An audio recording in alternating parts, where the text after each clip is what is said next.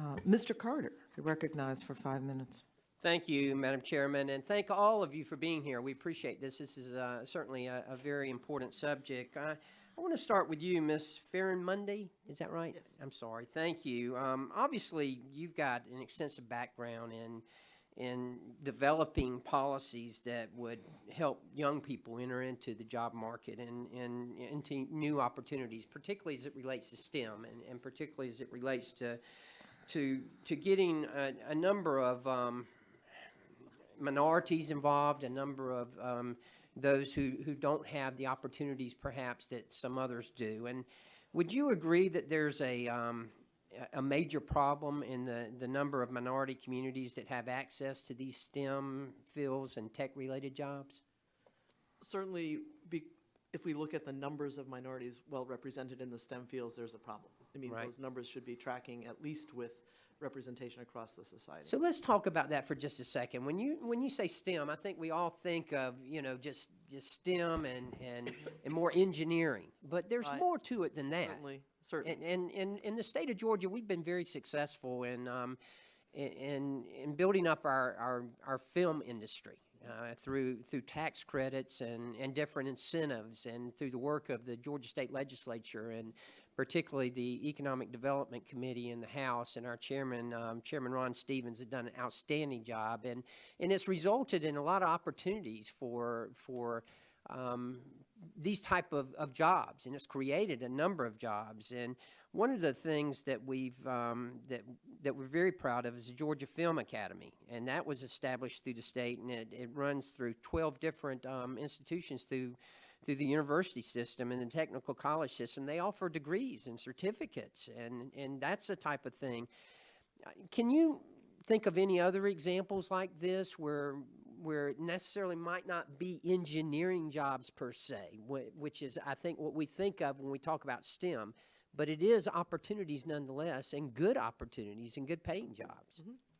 Well, I would mention a few areas, at least, that are relevant for us along these lines in Maine, and that do require some combination of background in science, technology, engineering, and mathematics. I'll keep putting in plugs for mathematics and statistics as central features for these areas. But industries such as the forestry industry in the state of Maine, or aquaculture, a growing industry in our state, these are industries that do depend on technological solutions to some of the challenges that they face. Agriculture more generally is, of course, also facing opportunities with new technologies. So people with a range of backgrounds really can come together to solve the sorts of problems that these industries face in states that are particularly suited to particular areas. Great, and thank you for mentioning timber, because Georgia's #1 forestry state in the nation, and that's something that's very important to us as well. Real quickly, I want to switch over to you, Ms. Oliveri. Oh, I'm sorry. I hope that's okay.